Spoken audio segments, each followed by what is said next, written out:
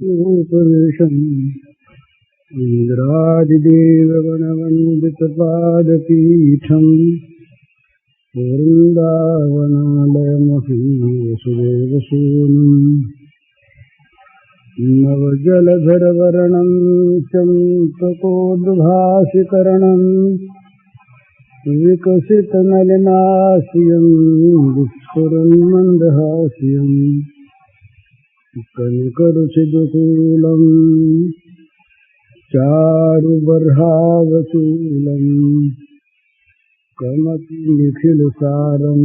नौमि कुमारम्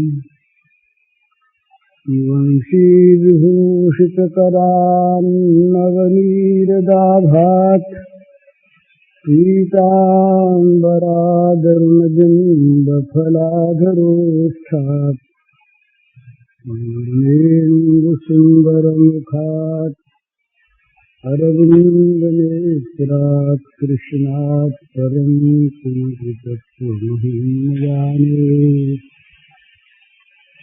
ये पद कल बाकी रह गया था थोड़ा, इसको कहकर फिर आगे और कुछ करें।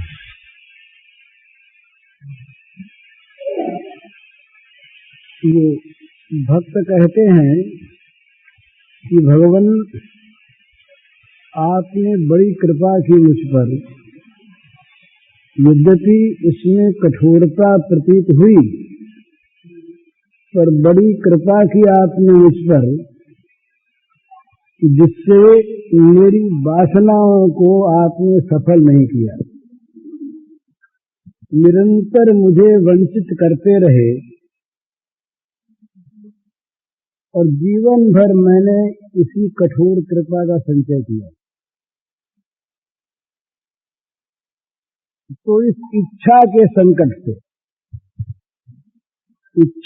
संकट से आपने मुझे बचाया और बचाकर अब आप अपने महादान के योग्य मुझे बना रहे हैं। ये सबसे बड़ा संकट जो होता है वो इच्छा का होता है। मनुष्य के मन में जब कामना पैदा होती है तो चिंता आ जाती है, भिखमंगापन, कि आदमी जलता क्यों है। हम सारे के सारे संसार में लोग संतप्त हैं,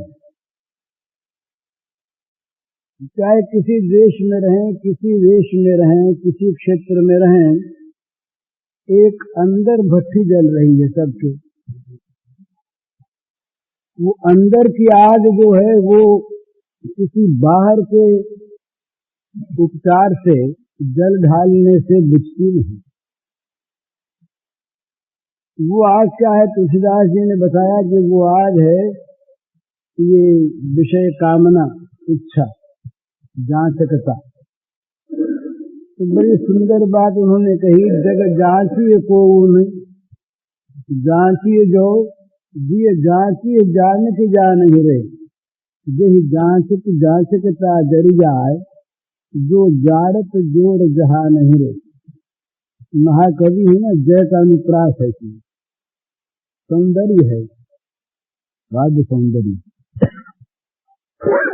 तो वो कहते हैं जब जांचिए तो जगत में किसी को जांचो मत, और यदि जांचो तो जिए जांची जान के जान हेरे। यदि किसी को जांचो तो हे हृदय, तुम जानकी जीवन भगवान राघवेंद्र को जांचो। माने उन्हीं को मांगो, उनसे मांगो नहीं, उन्हीं को मांगो। तो क्या होगा? यही जांचकता जरी जाए, जो जारत जोर जहां नहीं रे। सारे जहान को जबरदस्ती जो जला रही है, कोई जलना चाहता नहीं, पर ये भट्टी की आग बुझती जो नहीं। सारे जहान को जबरदस्ती जलाने वाली जो जांचकता है, ये राम को जांचने पर जल जाती है। तो कोई इच्छा मन में मत करो। यदि इच्छा कभी करनी हो तो भगवान को प्राप्त करने की भगवान की इच्छा करो। तो भगवान की इच्छा जब जाग जाएगी तो वो सारी इच्छाओं को खा जाएगी। ये नियम होता है महाराज, समझ इसलिए नहीं आती कि हमारी जागी नहीं थी।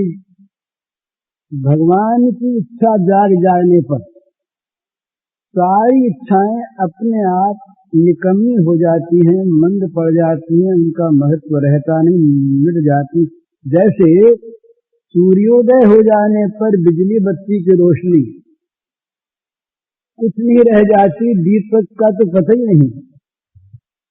तो इसी प्रकार से भगवान की इच्छा हृदय में जागृत हो जाने पर सारी दूसरी इच्छाएं नष्ट हो जाती हैं, और जहाँ इच्छाएं नष्ट हुई वहीं जलन निकली। कि आग जो है तो बड़ा संकट होता है कामना में, संकट का प्रसव होता है कामना से ही। जितने दुख हैं संकट हैं उनकी प्रसूति कामना है। कामनाओं से संकट,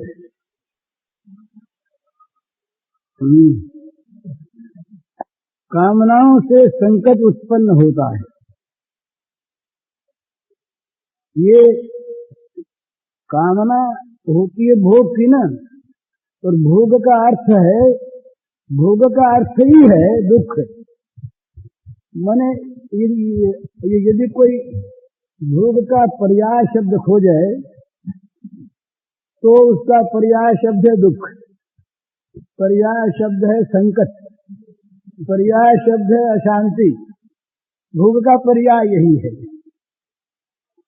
भगवान का पर्याय सच्चित सुख, परमानंद, आत्यंतिक सुख, परमा शांति, शाश्वती शांति, ये भोग और भगवान के पर्यायवाची शब्द हैं, अर्थ हैं। तो बड़ी सुंदर बात कहते इसमें कि अति इच्छा और संकट होते बाँचाए मोरे। इच्छा के महान संकटों से बचाकर आपने मुझको कठोर कृपा के द्वारा आप्यायित की। मेरी सारी वासनाओं को निष्फल करते हुए जीवन भर में आपने मुझसे कठोर कृपा की। तो मैं, आप जो महादानी हैं, अपने आप को दे डालने वाले, इस महादान के योग्य बनाया जा रहा आपके द्वारा। फिर कहते हैं कि महाराज, আমি কখনো বা ভুলি কখনো বা চলি তোমার পথে লক্ষ্য ধরে, তুমি নিষ্ঠুর সম্মুখ হতে যাও যে সরে।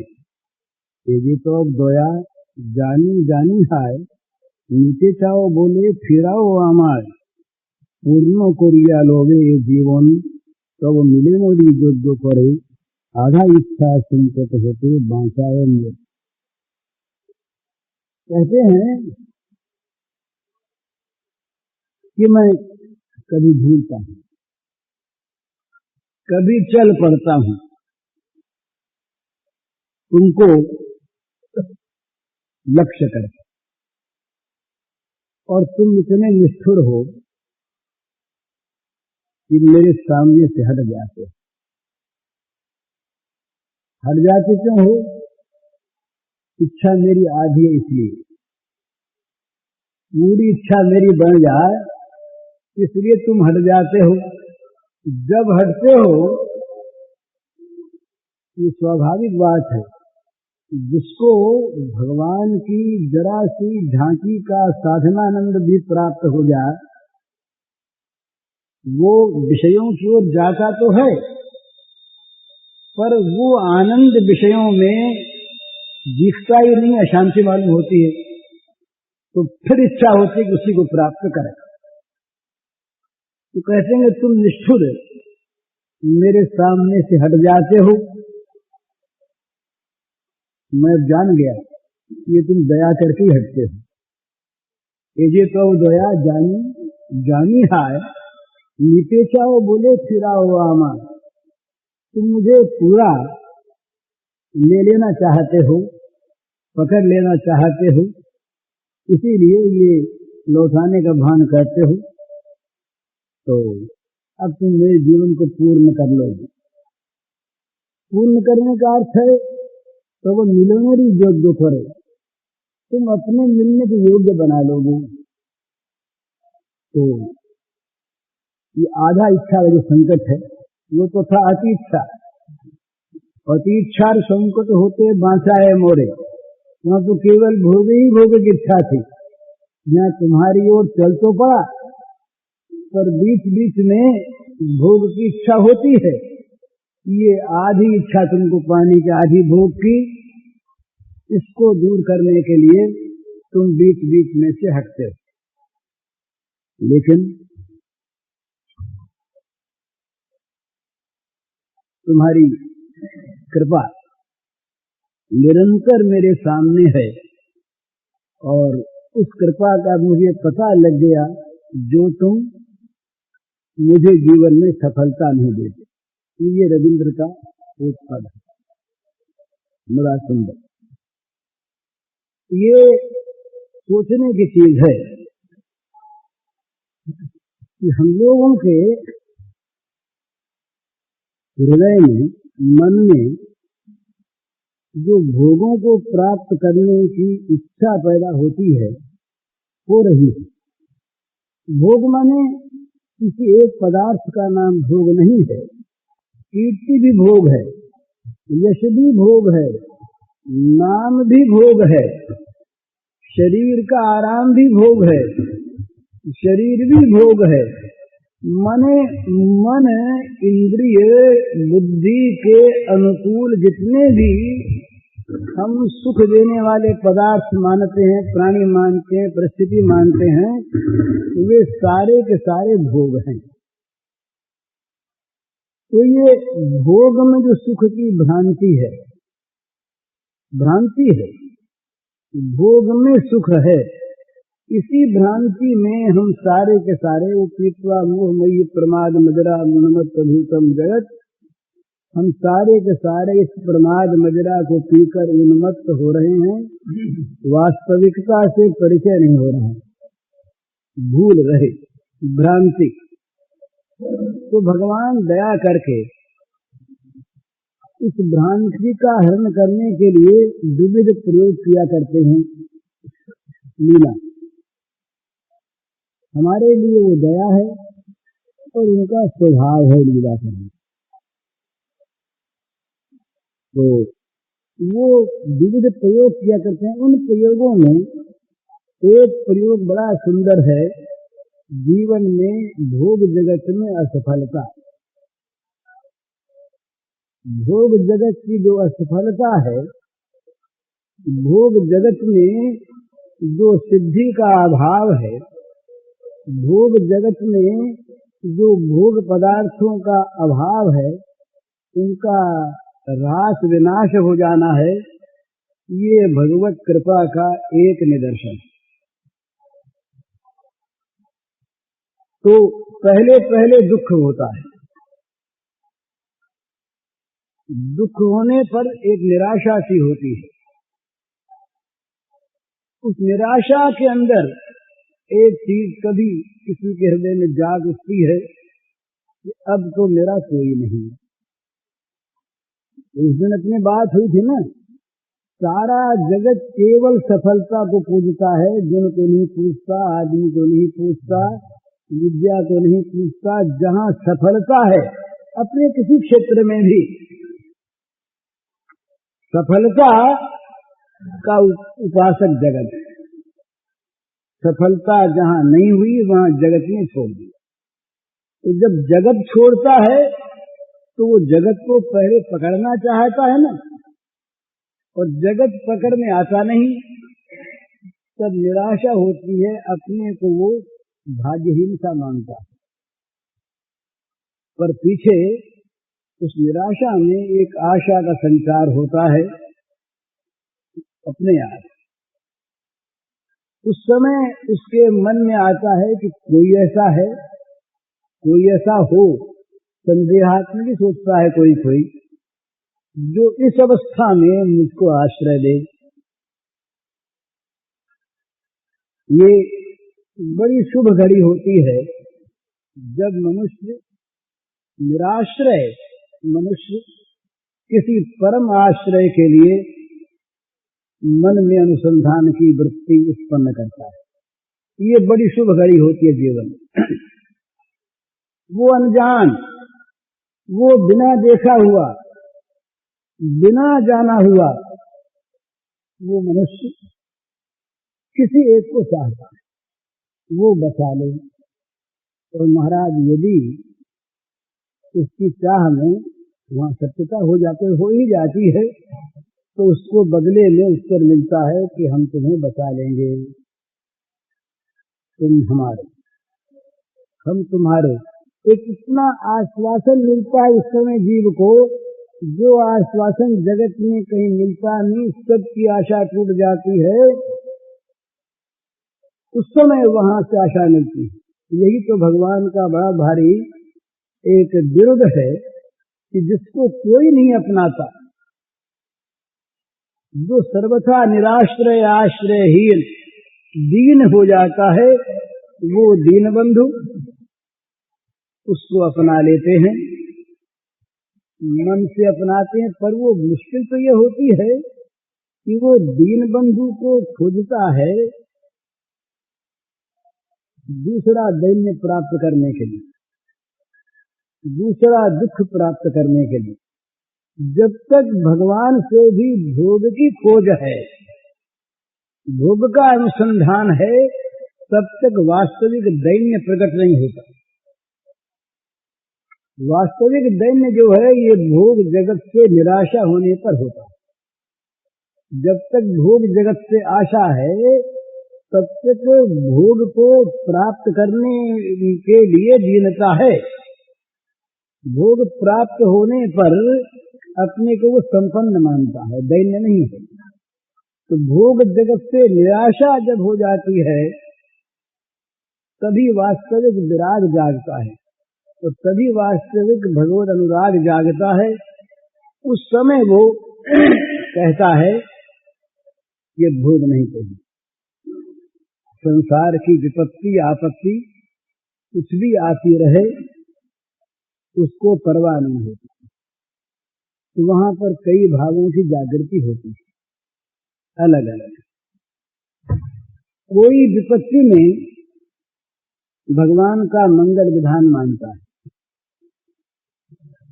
कोई विपत्ति में भगवान का आशीर्वाद मानता है, कोई विपत्ति में भगवान अपने निकट बुला रहे हैं, इस प्रकार की परिस्थिति देखता है।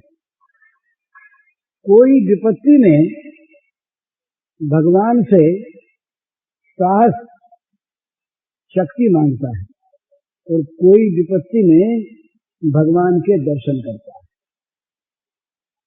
विपत्ति के रूप में आए हुए भगवान को देखता है। ये सारे सद्भाव,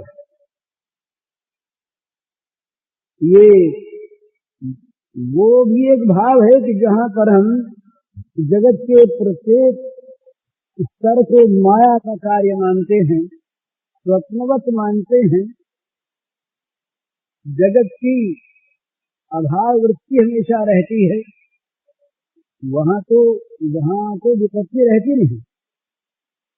तो जहां हम विपत्ति में भगवान को देखते हैं, विपत्ति वारण भगवान को देखते हैं, विपत्ति में साहस देने वाले भगवान को पाते हैं, वहां पर एक विलक्षण भाव की उत्पत्ति होती है, जो भगवान में आशा जोड़ देती है, जीवन का संपर्क भगवान के साथ कर देती है। ये परिस्थिति, उस परिस्थिति का एक बड़ा सुंदर एक भाव का चित्रण है रविंद्रनाथ का, बड़ा बढ़िया। वो कहते हैं, विपदे मोरे रक्षा करो ये नोहे मोर प्रार्थना, विपदे आनी ना जनो परिभाव। विपत्ति में तुम मेरी रक्षा करो, विपत्ति से मुझे बचाओ, ये मेरी प्रार्थना नहीं है, पर विपत्ति से मैं भय न करूं, ये मुझे दे। दुख तापे ग्रसित चित्ते नैवा दिले सांत्वना, दुख जनो करिते परिजाय। दुख से संताप से जब चित्त मेरा ग्रसित हो, उस समय चाहे तुम सांत्वना मत दो, लेकिन मैं दुख पर विजय प्राप्त करने लगा। ये ले सहाय मोर ना यदि जुटे, निजे बल ना जेन उठे, संसारे ते घटिले क्षति, लभिले सुधु वंचना, निजेर मने ना जेन माने था। बड़ा सुंदर भाव। कहते हैं कि विपत्ति में सहायता न मिले न सही, पर मेरा जो आत्मबल है वो कभी न टूटने पाए। संसार में कुछ नुकसान हो जाए तो भले ही हो जाए, पर लाभ में मैं समझूं कि ये मुझे धोखा हो रहा है। जब संसार में लाभ दिखाई दे तब मेरे मन में आवे कि ये वंचना है, धोखा है। मैं अपने मन में कभी नुकसान समझूंगी नहीं। हमारे तुम्ही परिबित प्राण एनो ही मोर प्रार्थना, त्वरित पारी शपथ के नौरा। तुम मुझे संसार से तार दो, ये प्रार्थना मैं नहीं करता, पर तुम्हारे बल से मुझ में तरने की शक्ति बनी रहे। আমার ভার লাঘব করি নাই বা দিলে সান্ত্বনা, বহিতে পারি এমনই যেন হয়। मेरे भार को हल्का करके तुम चाहे सांत्वना मत दो, परंतु ये दे दो जिससे उस भार को मैं वहन कर सकूं।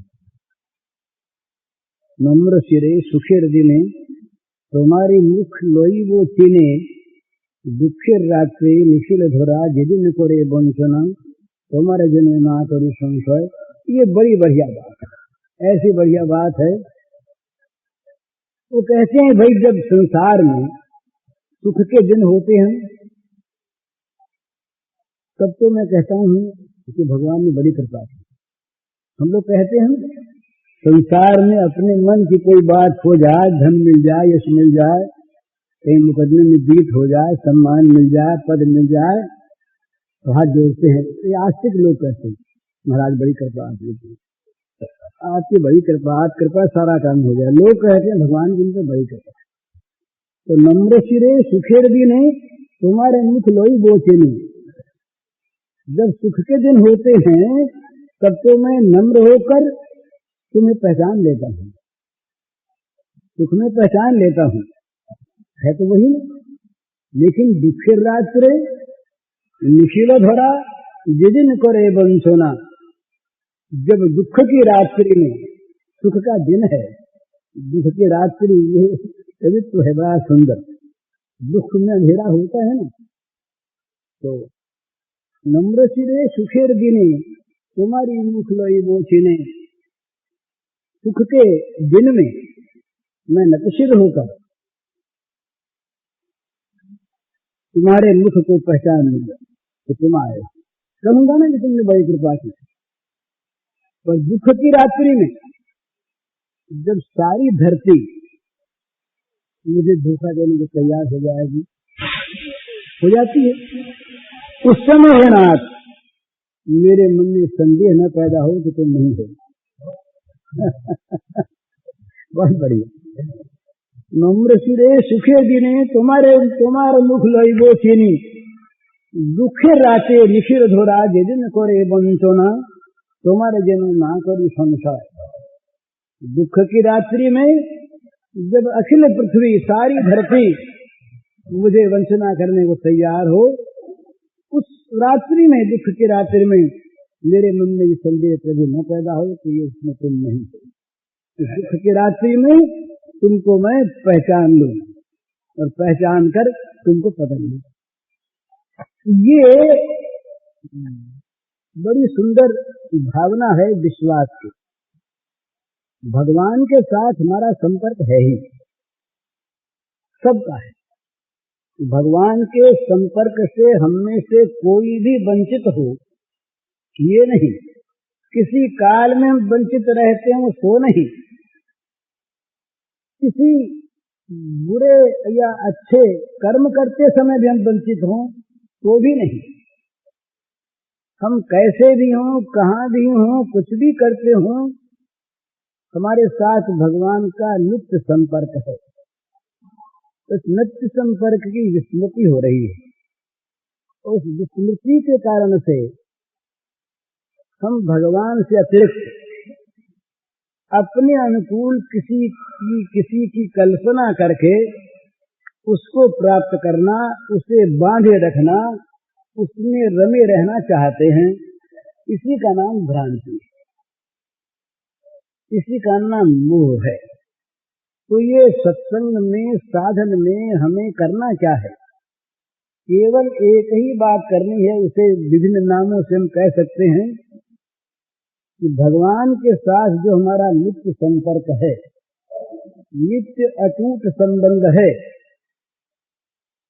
वो जागृत हो जाए। हम भगवान के साथ नित्य हैं और भगवान हमारे साथ नित्य हैं। ये जो हमारा अटूट संबंध है, जिसको संस्कृत में की एक बड़ी सुंदर भावना में कहते हैं अविनाभाव संबंध। एक के बिना दूसरा रह नहीं सकता। भगवान के बिना हम रह नहीं सकते। और ये कहें तो आपत्ति नहीं कि हमारे बिना भगवान के भगवत्ता भी नहीं रहती। तो एक के बिना दूसरा रह नहीं सकता।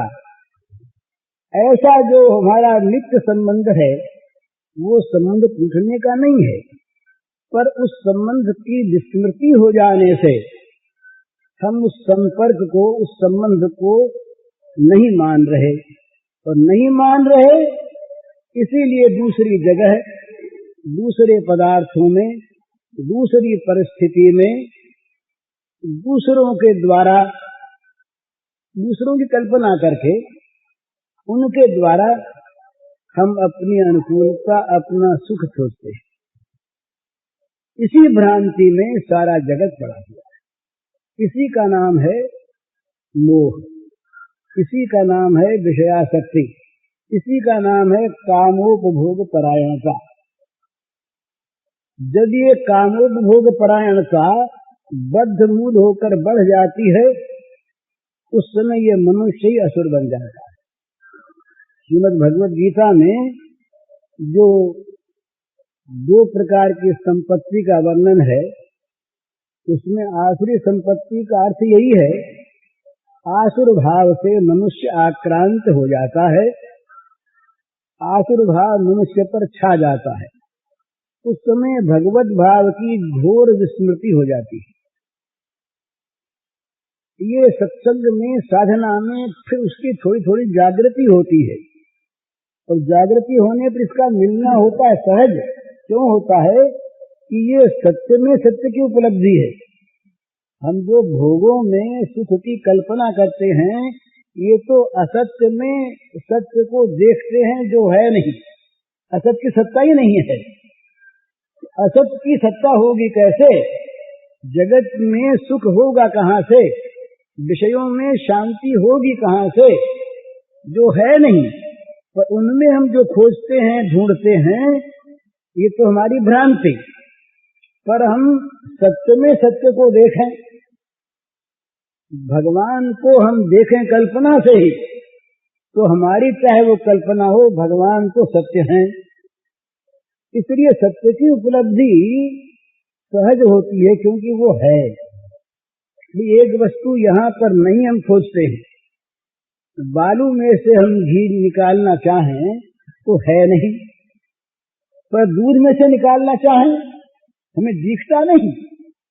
पर प्रक्रिया हमने की, साधना की, तो दूध में मक्खन है ही, निकल गया।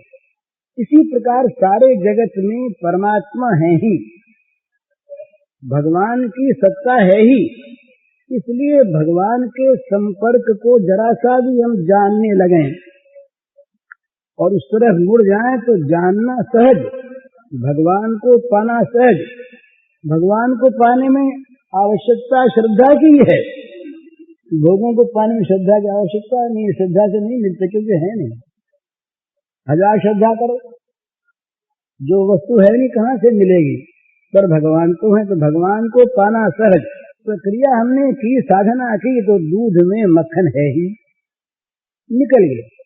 इसी प्रकार सारे जगत में परमात्मा है ही, भगवान की सत्ता है ही। इसलिए भगवान के संपर्क को जरा सा भी हम जानने लगे और उस तरफ मुड़ जाएं तो जानना सहज, भगवान को पाना सहज। भगवान को पाने में आवश्यकता श्रद्धा की है। भोगों को पाने में श्रद्धा की आवश्यकता नहीं है, श्रद्धा से नहीं मिलते क्योंकि है नहीं। हजार श्रद्धा करो, जो वस्तु है नहीं कहां से मिलेगी, पर भगवान को है तो भगवान को पाना सहज। तो भगवान का हमारे साथ जो नित्य संपर्क है, इस संपर्क को जगा देना, इस संपर्क को जगा करके जान लेना, सारी साधनाओं का यही एकमात्र लक्ष्य होता है। चाहे उसका नाम हम कुछ ये रखें, भगवान के साथ नित्य संपर्क को जान लेना। और संपर्क को जानते जानते फिर क्या होता है, कुछ समय बाद देर सवेरे भी होता है, देर भी होता है, तो जानने वाला नहीं रहता। हेरत हेरत हे सखी हेरन गयो हेराय, ढूंढते ढूंढते ढूंढने वाला खो जाता है। बड़ी सुंदर इसकी एक स्थिति है रास पंचाध्यायी में।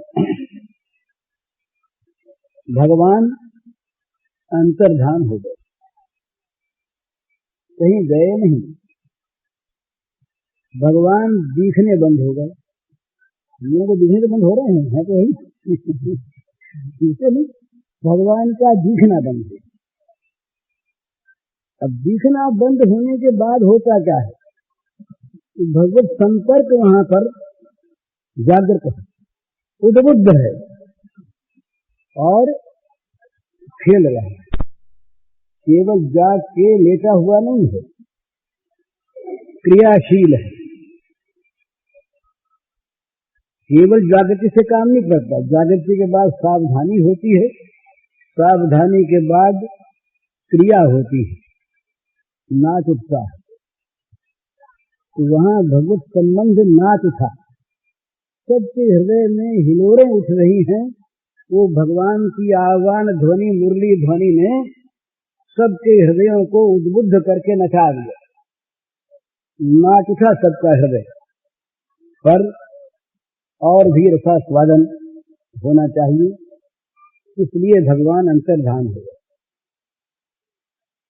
अंतर्धान होने पर क्या हुआ, संपर्क था ना, नाच रहा था, तो अनुसंधान आरंभ हुआ, कहां गए। अब कितनी सुंदर चीज है वो, प्रत्येक पदार्थ से, प्रत्येक वस्तु से एक ही खोज, एक ही अनुसंधान, एक ही जिज्ञासा है। ये नहीं यदि अमुक से अमुक चीज मिलेगी या नहीं, पूछे या नहीं। जड़ चेतन, इसी का नाम सच्ची जिज्ञासु भक्ति जो है यही है कि जहाँ और कोई चीज रह न जाए मन में, उस जिज्ञासा के अतिरिक्त पेड़ से, पत्ते से, वृक्ष से, पशु से, पक्षी से, धूल से, पृथ्वी से, आकाश से, वायु से, सबसे केवल एक जिज्ञासा है, तुमने हमारे श्याम सुंदर को देखा, बताओ कहां गए। हृदय रो रहा, मिलन की अत्यंत उत्कट आकांक्षा जाग उठी। श्याम सुंदर देख रहे हैं। ये एक दशा होती है, प्रेम राज्य की बात है वहां, ये उसमें दशा होती है, उसका नाम होता है प्रेम वैचित्र्य। भागवत में आया है कि श्री राधा जी को साथ लेकर भगवान अंतर्धान हो गए रहे रास मंडल से। यही का प्रसंग गोपिकाओं की दशा हुई। वहां क्या हुआ, वहां राधा जी को प्रेम वैचित दशा प्राप्त हो। राधा जी ने समझा कि भगवान हमको छोड़कर चले गए। प्रेम वैचित्र का अर्थ यह है कि प्राप्त वस्तु में अप्राप्ति के दर्शन होते। चीज अपने पास है और दिखता है नहीं है तो उसको खोजता है। इसका नाम होता है प्रेम वैचित्र अवस्था होती है ये। हा नाथ रमन पृष्ठ क्वासिक वासिक। वो कहने लगी राधा रोकर, हा नाथ कहाँ चले गए हा रमन, मुझको छोड़ गए। छोड़ नहीं गए तो राधा को तो छोड़ ही नहीं गए, गोपियों को भी छोड़ नहीं गए।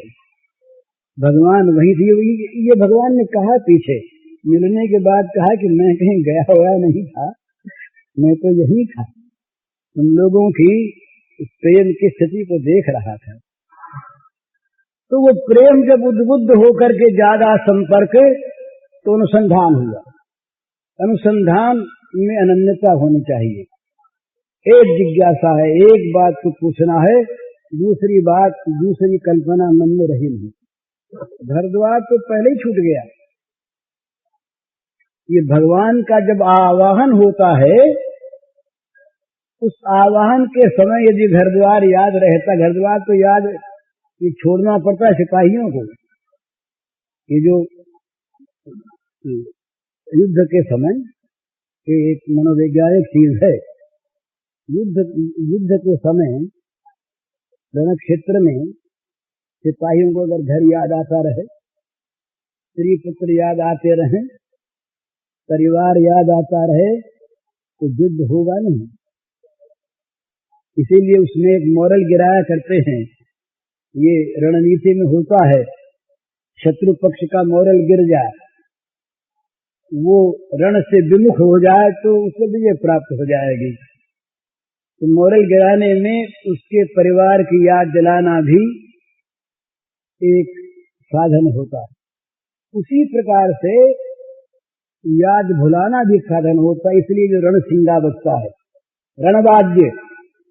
रणवाद्य जुजा देता है। मुझे याद है, पुरानी बात है ये, भाषा में वाद्य में एक शक्ति होती है। कलकत्ते से एक पत्र निकलता था बंगला का, उसका नाम था युगांतर। विवेकानंद के छोटे भाई थे भूपेंद्र नाथ दत्त, उसके संपादक थे। एक क्रांतिकारी पत्र। हम लोग कुछ क्रांतिकारी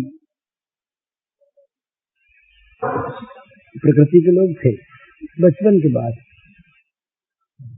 तो युगांतर में लिखने वाले थे बहुत बड़े बड़े दिग्गज विद्वान, चित्त लिखते, सर गुरुदास बनर्जी, सर चंद्र माधव घोष, तो दोनों ही हाई कोर्ट के जज थे, बड़े विख्यात, वो लिखते थे।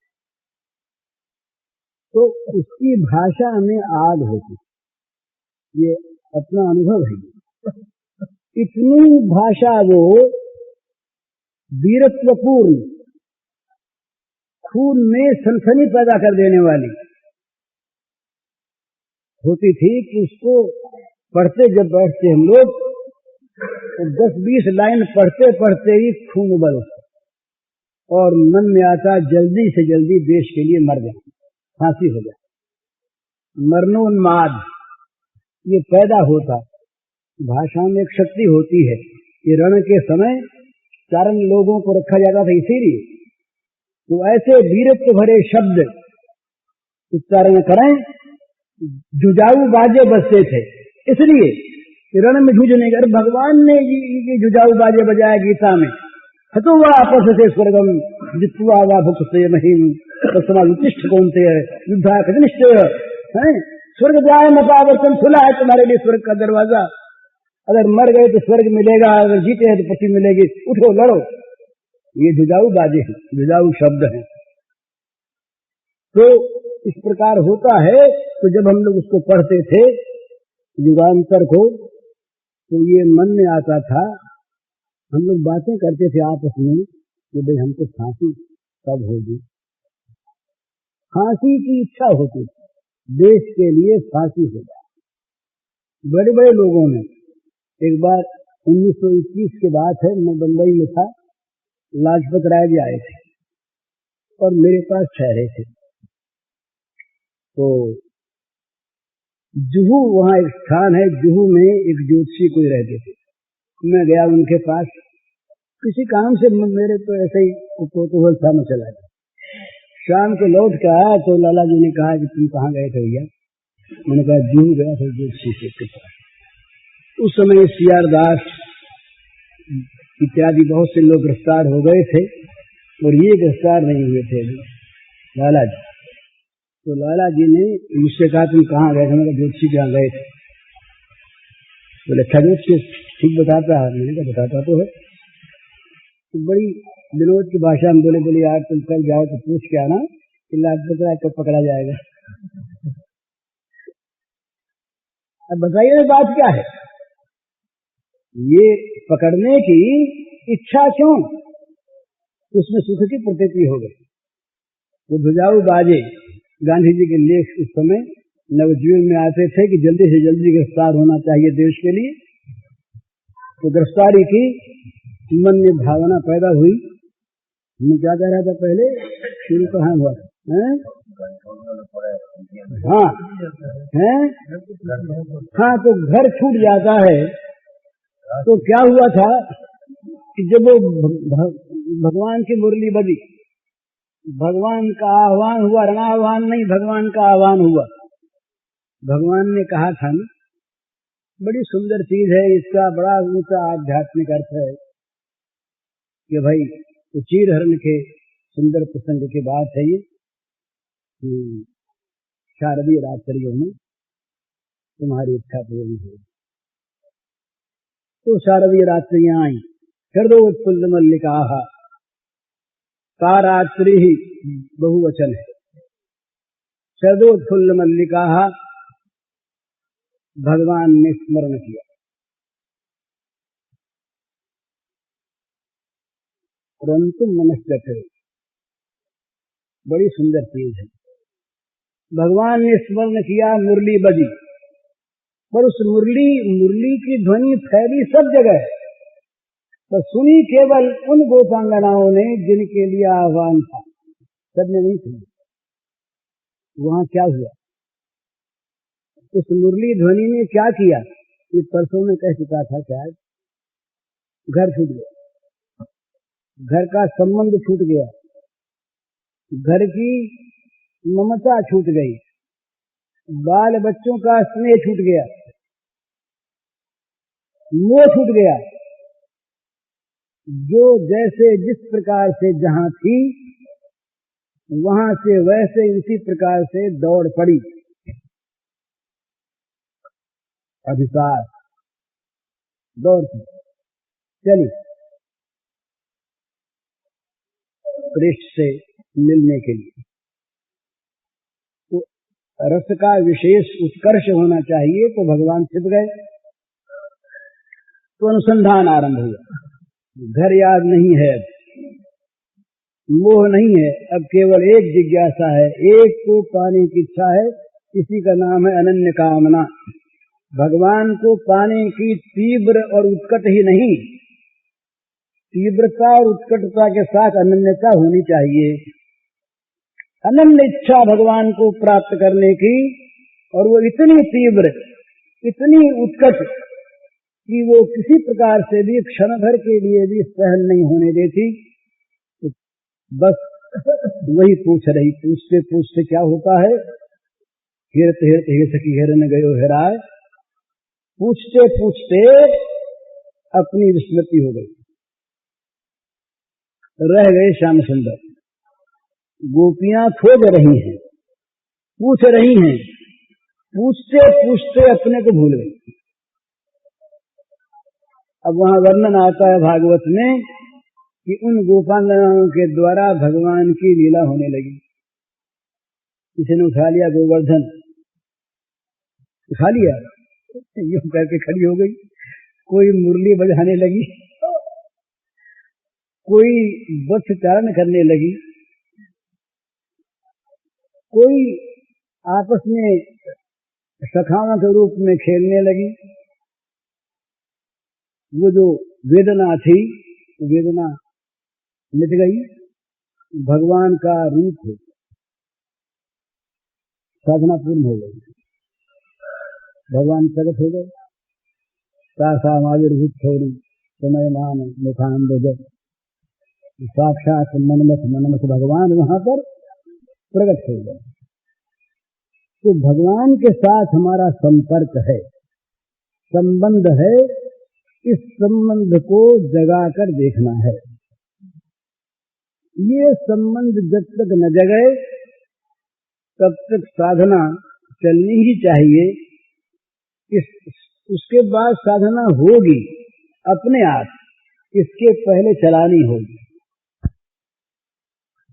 ये दो भेद हैं, भजन किया जाता है और भजन होता है। भगवान का स्मरण किया जाता है और भगवान का स्मरण होता है। नकली धोकनी से वायु भरी जाती है और श्वास चलता है। श्वास में धोकनी बाहर की काम नहीं करती, श्वास स्वाभाविक है, सहज है। इसी प्रकार भगवत संपर्क की जागृति होने पर भगवत स्मृति सहज होती है, प्राणों की भांति। भजन कैसा हो, इसके लिए एक बड़ा सुंदर उदाहरण यही है कि श्वास की भांति हो। श्वास लेने में कठिनता नहीं, श्वास जीवन है। श्वास ना आवे तो दम घुटने लगे। तब विस्मरणे परम व्याकुलता, भगवान की विस्मृति में परम व्याकुलता की अनुभूति हो। स्मृति तो सहज जीवन है, स्मृति ही जीवन है। स्मृति के बिना दूसरा कुछ उसके पास रह नहीं जाता। जब प्रेम प्रकट होता है तदर्पिता अखिलाचारता और तद विस्मरण परम व्याकुलता, अखिल आचारिता, सब के सब भगवान के समर्पित है। तुम्हारे पास रहा क्या, बोले केवल स्मृति। निरंतर भगवान हृदय में विराजित रहते हैं। उनकी स्मृति क्षण भर के लिए भी, स्मृति माने प्राप्ति, स्मृति माने अनुभूति, स्मृति माने मिलन, स्मृति माने दर्शन, स्मृति माने संयोग। ये स्मृति क्षण भर के लिए भी अगर विलुप्त हो जाए, हट जाए, न दिखे तो परम व्याकुलता हो। परम व्याकुलता, व्याकुलता नहीं। व्याकुलता तो बहुत दफे हमें विभिन्न वस्तुओं के लिए भी हुआ करती है, एक वस्तु के रहते दूसरे के लिए हुआ करती है। ये परम व्याकुलता होती है, सबको भुलाने वाली होती है। यही भेद है कि जहां हम सबके साथ एक भगवान को चाहते हैं वहां गौण चाह है, और सबको भूलकर भगवान को चाहते हैं तो सही, समय पर याद कर लेंगे। अब ये तो जरा भगवान में आज ध्यान लगा लें और घर का काम दोपहर को करेंगे, तो दोपहर वाली चीज तो याद रहती है। ध्यान करने बैठे और दोपहर वाली चीज याद आ कि दुकान में ये करना है, आज ये करना है, उसको ये माल भेजना है, घर में आज हम काम करना है, लड़की आने वाली है, उसको देना है, लेना है, न मालूम क्या क्या मन में उस समय ध्यान के समय आता है।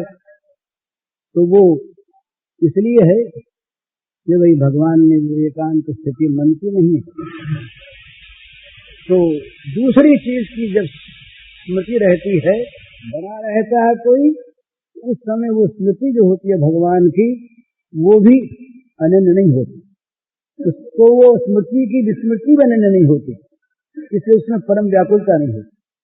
परम व्याकुलता जब होती है कि जब वो हृदय की एक ही चीज है, जैसे श्वास, प्राण, प्राण जब व्याकुल हो जाए, जब प्राण घुट जाए, श्वास बंद हो जाए, तब जो व्याकुलता होती है, ये व्याकुलता पागलपन में नहीं होती, ब्रेन बिगड़ने पर नहीं होती, शरीर में और पीड़ा होने पर नहीं होती। जब प्राण जाने के होते हैं तब बड़ी व्याकुलता होती है। क्योंकि प्राण उसके लिए मुख्य चीज है, प्राण ही जीवन है। इस प्रकार जिसका भजन जीवन होता है, वो असली भजन, वो होता है, किया नहीं जाता। भजन करना और भजन होना, इसमें अंतर है। तो भगवान के साथ संपर्क की दृढ़ता होने पर, जब भगवान हृदय पर एकाधिपत्य कर लेते हैं, पूरा पूरा अपना अधिकार जमा लेते हैं, उस वक्त भगवान के लिए कोई आवश्यकता जगानी नहीं पड़ती। जब करने के लिए किसी लाभ को नहीं देखना पड़ता, किसी महात्मा के द्वारा वो उद्बोधन की आवश्यकता नहीं रहती। वो तो एकांत में बैठा है, वो तो दूसरा काम कर रहा है, पर मन जो नहीं मानता। या दोहने वहनने मतनोपलेप प्रेम सिंघना तो क्षण मार्जनादौ गायन चंद्र बिहुश्रुकंशो धन्या ब्रजस्त्री उरुक्रम चित्तयानाः। ब्रज गोपियों के लिए कहा कि घर का सब काम करती है, दोहने अवहनने मतनोपलेप प्रेम सिंघना तो क्षण मार्जनादौ, सारा काम करती हैं।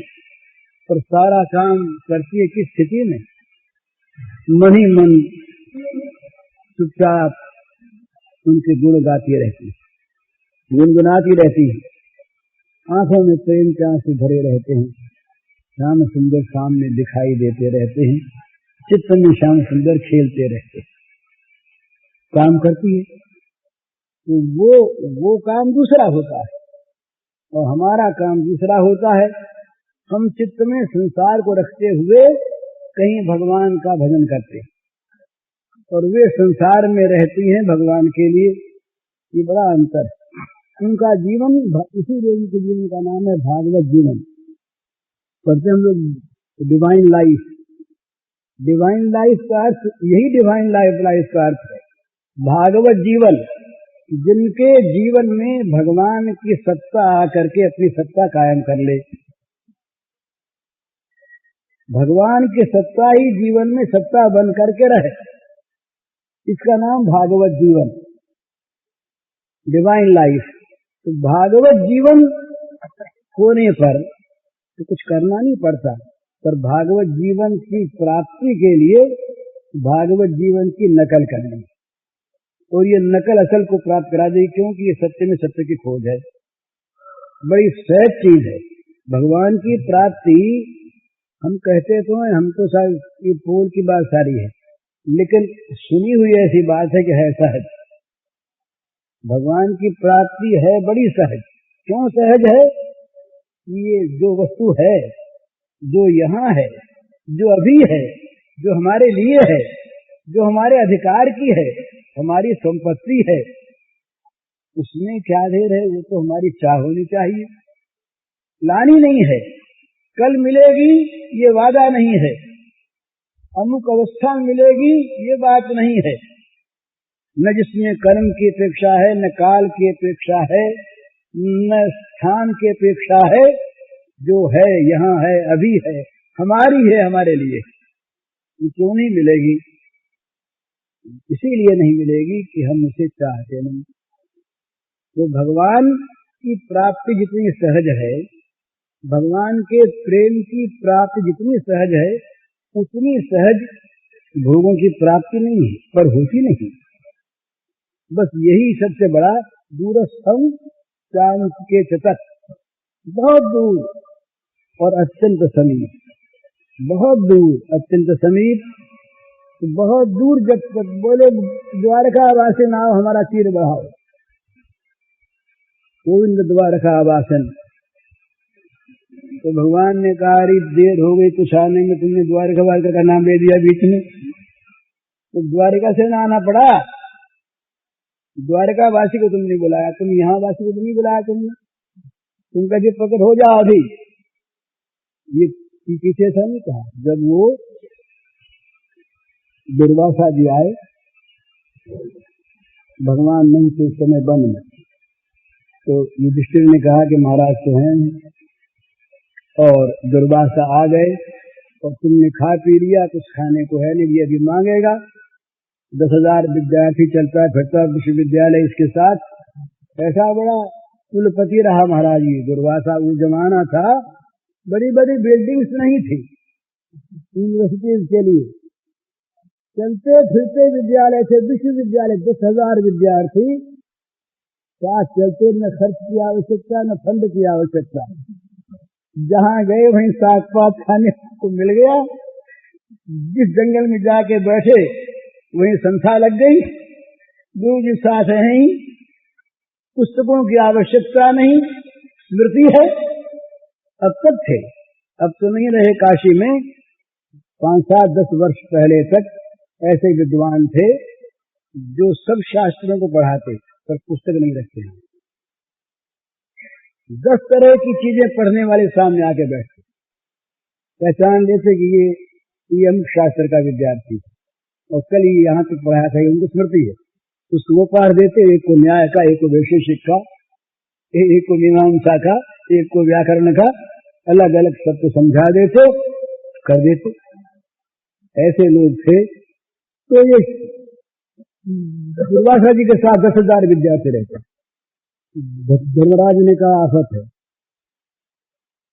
ये अभी मांगेगा और घर में है नहीं कुछ भी, तुम खा चुके, आज सूर्य भगवान देंगे नहीं। तो द्रौपदी ने कहा अरे कृष्ण हमारे महाराज से बोले द्वारका कब चले गए? बोले कहाँ चले गए? यही है। अब द्वारकावासी ने कहा समझ गई थी ना द्वारकावासी कहने से देर हो जाएगी, बोले यही है। पुकारा श्याम सुंदर, अरे द्रौपदी भूख लग गई बड़ी भारी, लाओ कुछ खाने को दो। खड़े मानो वहीं खड़े। नारद ने कहा है कि मेरा तो मैं ऐसा घुल मिल गया, मेरा संबंध हो गया है कि जहां मैं पुकारा कि आए तब बुलाए हुए से आ जाते हैं, बड़े यहीं खड़े थे, आ ही गए। ऐसा इतनी जल्दी आते हैं महाराज। तो आ गए, मांगने लगे। तो भगवान का मिलना जो है ये सहज है। हमारे विश्वास की, संबंध ज्ञान की, आवश्यकता की, चाह की कमी है। चाह हो, आवश्यकता युक्त चाह हो, अनावश्यक चाह होती है ना, तो चाह में मंदता होती है। भाई मिलनी चाहिए ना, मेरा कोई बात नहीं। बोले आज रसोई क्या बनी है? बोले हम लोग बोले कचौरी नहीं बनी, कचौरी तो नहीं बनी। अच्छी बात है, बनती तो अच्छा था, मन था, बन सके तो बना लो। बोले आज तो तैयार ही नहीं है। तो कोई बात नहीं, कल सही पेट भरी जाएगा। तो हमको भगवान की ऐसी आवश्यकता होती कचौरी जैसी, कचौरी जैसी आवश्यकता है। मिल गई तो खा लिया, स्वाद आ जाएगा, नहीं मिले तो न सही, कोई पेट थोड़ी भरा के रहता। तो ये आवश्यकता के साथ जो चाह होती है, और आवश्यकता कैसी हो? अनिवार्य आवश्यकता, जिसके बिना न चले। इस प्रकार की अनिवार्य आवश्यकता, दूसरी वस्तु से पूरी होने न होने वाली आवश्यकता, संयुक्त चाह हो और विश्वास हो तो है यहाँ पर। ये हमको पता हो तब क्या होता है कि भगवान मिल जाए। भोग नहीं मिलते, भोग कभी नहीं मिलते चाह से। कितनी भारी हम चाह कर लें, कितना ही भारी भोगों के लिए रो लें, व्याकुल हो जाए, अनिवार्य आवश्यकता हो जाए, पर भोग कहेंगे कि तुम्हारा कर्म पहले का ऐसा है कि नहीं। हम तो भाई कर्म के फल हैं, और आएंगे तो दुख को साथ लेके आएंगे। भोग 2 बात कहते हर एक, भोग की भाषा 2 बात को कहती कि हम तुम्हारे बुलाने से नहीं आएंगे, हमारे आने के लिए किसी कर्म का पहले का विधान होना चाहिए। तो दूसरी बात, भैया हमको बुलाओगे तुम दुख देके जाएंगे, तुमको सुख नहीं देंगे। ये 2 बात समझ लो। चित्रकेतु ने पुत्र मांगा, बोले भैया तुम्हारे भाग्य में है नहीं। बोले महाराज दे दो। बोले दे दोगे तो रोओगे फिर, वो मरने वाला मिलेगा। भोग सब मरने वाले, सारे भोग वियोगशील हैं। उन्हें छोड़ के चाहे पहले हम मर जाएं या हमें छोड़ के वो मर जाएं। भोग सारे वियोगशील मरणशील। भोग का अर्थ ही है दुख देने वाला। दुख योन एवते, भगवान ने दुख योनि का, दुखों की उत्पत्ति का स्थान भोग। तो चित्रकेतु से कहा कि भाई तुम मांगते हो, नारद जी ने कहा मरे मत मांगो, क्या सुख पाओगे। तो नहीं महाराज, एक बार बेटे का मुंह तो देख लें, रोना पड़ेगा पीछे, तो रो लेंगे, कोई बात नहीं, एक बार तो मोह होता है ना, मोह, इसी का नाम मोह है। दुख सामने दिखने पर भी आदमी चाहता है, इसी का नाम मोह।